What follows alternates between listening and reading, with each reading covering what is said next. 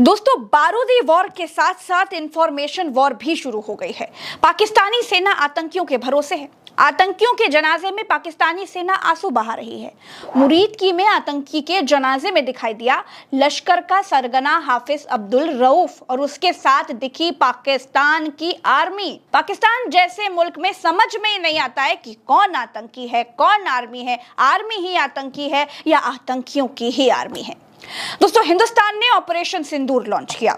Operation सिंदूर के जरिए पाकिस्तानी आतंक के ठिकानों को ध्वस्त कर दिया गया।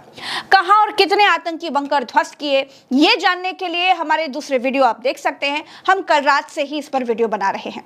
दोस्तों, आगे की बात यह है कि पाकिस्तानी जंग में भारत से नहीं जीत सकते, इसीलिए इंफॉर्मेशन वॉर शुरू कर दी है और फेक न्यूज फैलाना शुरू कर दिया है कि उसने हमारे फाइटर जेट्स मार गिराए हैं। कभी वो 3 राफेल मार गिराने की बात करता है, कभी 2 की, कभी 1 की। लेकिन सच ये है दोस्तों कि जितनी भी तस्वीरें पाकिस्तान ने जारी की हैं वो सब की सब फेक हैं, झूठी हैं, गलत हैं। सब की सब पुरानी तस्वीरें हैं। मैं अभी आपको दिखाना शुरू करूंगी, तब आप समझ पाएंगे कि जैसे पाकिस्तान आतंकियों को पालकर दुनिया से कहता है कि वो आतंकियों को नहीं पालता, लेकिन भारत ने जब आतंकियों के अड्डे तबाह कर दिए तब आतंकियों के जनाजे पर रो रहे हैं। उसकी आर्मी आतंकियों के जनाजे पर सिर रख कर रो रही है। दोस्तों, अगर भारत और पाकिस्तान के बीच दुनिया के लिए भरोसेमंद कौन है, इसको समझना है तो ये एयर ट्रैफिक की रिपोर्ट देखिए जरा। दुनिया के देश भारत से होकर अपने जहाज उड़ाने को तैयार हैं, भारत के एयर ट्रैफिक से गुजरने को तैयार है, लेकिन पाकिस्तान के एयर ट्रैफिक में कोई भी नहीं घुस रहा है। ये तस्वीर ना एआई की है, ना ही किसी और वक्त की, ये आज की तस्वीर है। सबको लगता है कि ये आतंकियों का पागल मुल्क है। यात्री विमान को न जाने कब जंगी विमान समझ ले और बम मार दे, क्योंकि पाकिस्तान जैसे मुल्क में समझ ही नहीं आता है कि कौन आतंकी है, कौन आर्मी है, आर्मी ही आतंकी है या आतंकियों की ही आर्मी है। दोस्तों, जब पाकिस्तान भारत का बाल भी बांका नहीं कर पाया तो उसने साल 2021 और साल 2024 का भारत में ट्रेनिंग के दौरान क्रैश हुए विमानों की तस्वीरें गूगल से डाउनलोड कर ली और दुनिया को दिखाने लगा कि देखिए भारत के लड़ाकू विमान उसने मार गिराए हैं। लेकिन पाकिस्तान जैसे मूर्ख देश को मालूम ही नहीं है कि जिस गूगल से वो इमेज डाउनलोड करके जंग बहादुर बनने की कोशिश कर रहा है, उस गूगलीकरण में दुनिया उससे भी कहीं ज्यादा आगे है। भारत में फैक्ट चेक करने वाले मोहम्मद जुबैर ने पाकिस्तान के सारे झूठे तथ्यों के साथ पाकिस्तान के मुंह पर तमाचे मार दिए।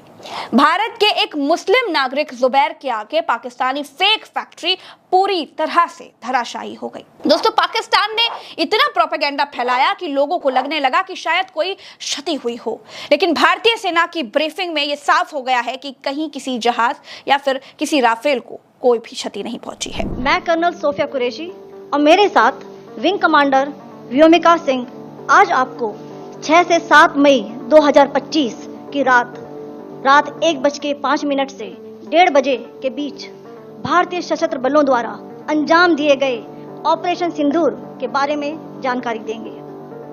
ऑपरेशन सिंदूर 22 अप्रैल को पहलगाम में हुए विभत्स आतंकवादी हमले के शिकार मासूम नागरिकों व उनके परिवारों को न्याय देने के लिए लॉन्च किया गया था।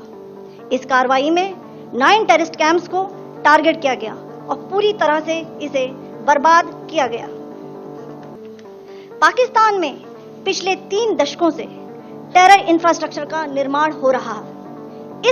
इसमें recruitment, indoctrination centres, training areas व लॉन्च पैड शामिल थे, जो पाकिस्तान और पाक अधिकृत जम्मू कश्मीर POJK दोनों में फैले हैं। तो दोस्तों, इसलिए मैंने शुरू में कहा कि बारूदी वॉर के साथ साथ इंफॉर्मेशन वॉर भी शुरू हो गई है।